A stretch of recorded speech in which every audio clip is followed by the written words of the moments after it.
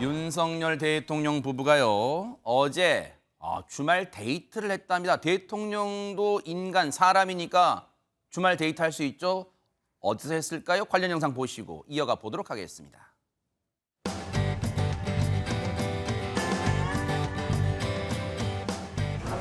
치즈는 없어요? 치즈는 아쉽게 준비가 안 돼 있어요.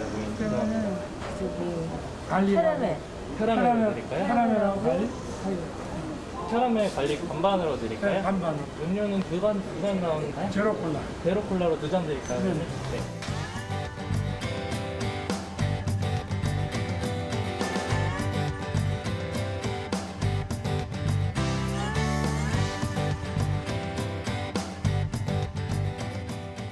식사나 산책이나 여러 가지로 시민 접촉 많이 하시는데 특별한 이유는 없고 저도 시민들과 늘 함께 어울려서 대통령으로서가 아니라 한 시민의 모습을 저도 좀 가져야 되지 않겠습니까? 그래요. 수고하십시오. 대통령 부부 한강변 산책도 봤습니다. 극장은 취임 이후에 처음 간 건가요, 부부가? 예, 취임이 그동안은 코로나 때문에 극장이 잘 개방되지도 그렇죠. 않았고 네네네. 최근에서야 팝콘이랑 콜라 이런 맞아요. 음료수 네, 먹게 그렇죠. 됐는데요. 다른 대통령 부부들도 부부가 같이 영화를 본 적도 있었죠. 아. 전임 문재인 대통령 부부도 그랬었네요. 그렇고 네네. 다 갔는데 이렇게 다정하게 음식 나눠 먹는 장면을 보여준 대통령 부부는 처음인 것 같기도 합니다. 그 시민들과 굉장히 접촉을 많이 하고 하는 모습은 되게 좋았고요. 그러나 아까 장면을 보니까 네. 팝콘을 고르건 음료를 고르건 너무 그 부인에게 의지하는 듯한 이게 왜요? 취향이 없는 듯한 아니 그것도 느낌이 그것도 안 되나요? 제가 약간 부럽기도 하고 심술이 있어서 그렇기도 하고요. 결혼 10년 차니까 저 정도의 다정함은 용서해 주는 걸로 하겠습니다. 네. 저렇게 또 물론 이제 관계자는 대통령실 관계자는 이제 뒷좌석이 좀 몇 명 있어서 경호처장도 앉아 있고 했는데 이제 이채로운 게 바로 옆자리에는 일반 이제 관람객들하고 같이 봤다는 게 또 언론들이 조금 주목하는 것 같더라고요. 그런데 영화 관람 마치고 대통령 부부가 대통령실로 영화 관계자들을 초청을 했다는데 또 누구누구를 불렀을까요? 한번 영상으로 만나보시고 이어가 보도록 하겠습니다. 우리 영화계 아주 큰 이모 작가님도 워낙 유명하신 분이라 저 영화에서 뵙는 거 보는 거보다 훨씬 더 날씬하십니다. 감사합니다. 진짜 팬인데 너무 반갑습니다. 아이고 예. 네, 반갑습니다. 초반 장면. 예, 보잘것 없어 보이고 좀 있어 보이고 대표적인 장면입니다. 하여튼 그거 본방사수 했습니다. 하도 재밌어가지고 둘 다. 네. 칸 영화제에서 이런 뜻깊은 이런 쾌거를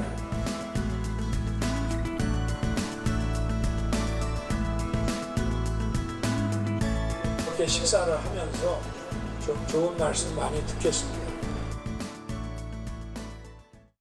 박성배 변호사님 정말 저게 네로라 하는 국내 영화 대스타들 다 한 자리에 모였네요. 그렇습니다. 윤 대통령 어제 저녁 대통령실 청사 앞 잔디광장에서 칸 영화제 수상작 영화인들을 위한 비공개 만찬을 열었습니다. 이 자리에 영화 브로커의 송강호 배우와 영화 헤어질 결심의 박찬욱 감독 등이 자리를 함께 했습니다. 네.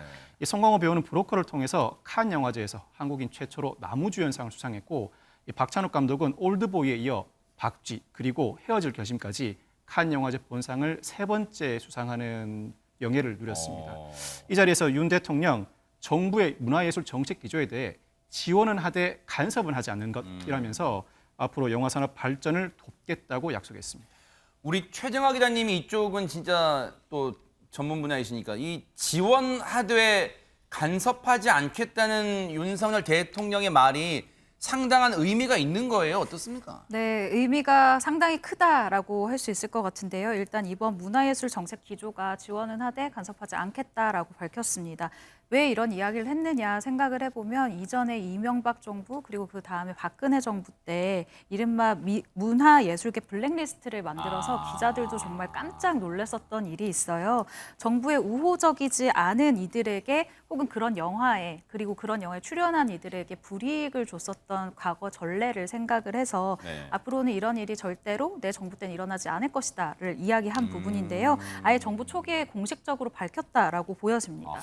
근데 기자들이 사실 이번 영상에서 굉장히 주목했던 부분이 있어요. 뭘까요? 송강호 배우가 나왔고요. 그리고 박찬욱 감독이 영상에서 나왔죠. 그리고 박해일 배우 그리고 정우성 배우가 나왔는데 이들 모두가 사실 그 블랙리스트라고 하는 그곳에 이름을 올려서 기자들도 그걸 보고 깜짝 놀랐었던 4명 다 사람들이에요. 올랐었어요. 네, 그래서 이번 영상이 어떻게 보면 이 초청 모임이 오히려 더 그것을 의식하고 좀 더 초대한 것이 아닌가라는 생각이 좀 들었었고요.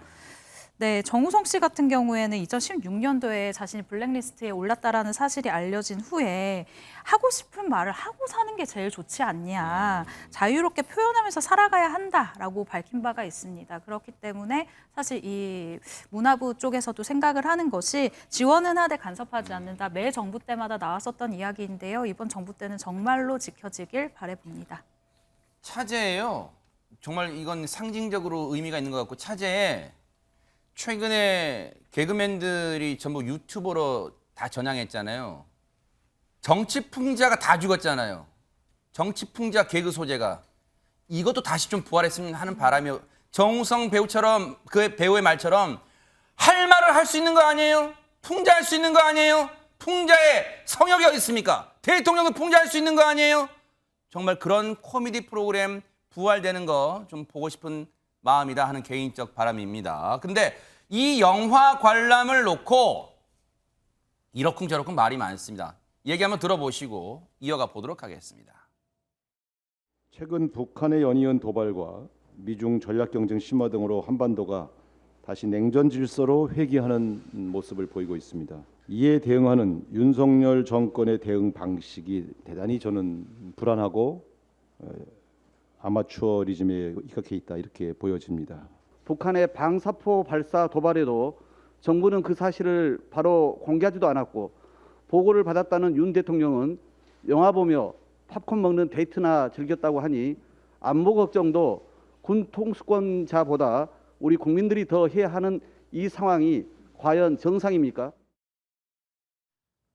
야당 입장에서는 문제 제기를 할 수밖에 없는 상황 같습니다. 장윤 변호사님. 그렇습니다. 사실 이 어제 오후에 영화관에 들르고 만찬까지 이어지는 행사가 있었는데 그날 오전에 무슨 일이 있었냐면 북한이 오전 8시 7분부터 오전 11시 3분까지 서해상으로 방사포 5발가량을 발사를 했습니다. 그리고 합참이 한 10시간 이후가 지나서 이 사실을 공개를 했는데 윤석열 대통령을 지지했던 많은 분들이 그 안보와 관련해서 굉장히 강력한 의지 그리고 어떤 움직임을 보여줬기 때문에 좀 든든하게 생각하셨던 분들도 많은데 물론 이 일정을 취소하거나 이럴지 어려울 수도 있었겠지만 이 영화관에서 또 팝콘을 사서 드시면서 관람을 했다라는 사실에 대해서 너무 이 안보의식이 취약한 거 아니냐, 아마추어 아니냐라는 비판이 이런 맥락에서 나오는 것 같습니다. 관련해서 오늘 윤석열 대통령이 출근길에 기자들 관련 질문을 받았습니다. 뭐라고 얘기했는지 들어보시고 이어가 보도록 하겠습니다. 어제 그 북한의 방사포 도발 소식 오전에 있었다는 게 밤늦게 알려졌는데요. 그 대통령이 어제 그 영화 관람 일정과 좀 맞물려서 어제 그 일정에 좀 의구심을 갖는 국민들도 있을 것 같습니다. 좀 말씀을 좀 부탁드릴 수 있을까요? 의구심 가질 것까지는 없고 방사포가 미사일에 준하는 거면은 거기에 따라 조치를 하고 어제 방사포는 미사일에 준한 거라고 보여지지 않기 때문에 거기에 필요한 그 대응을 한 겁니다. 네. 요약하면 심각한 수준이 아니었다고 판단한 것 같다는 건데 이종근 평론가님 어떻게 보셨어요? 문재인 정부의 그 NSC의 운용 준칙에 이렇게 있습니다. 방사포와 그다음에 미사일의 차이는 유도 장치에 있거든요.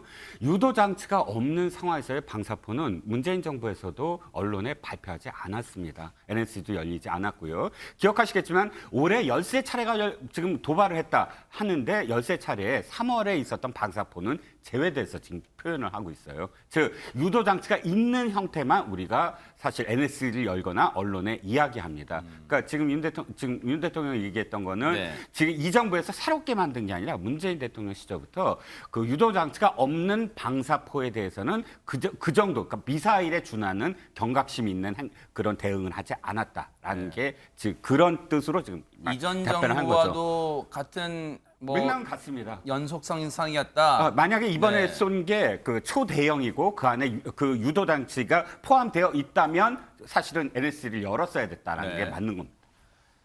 어쨌든 안보 불안을 걱정하는 야당 얘기 앞으로 또 어떻게 이어갈지 지켜보도록 할게요.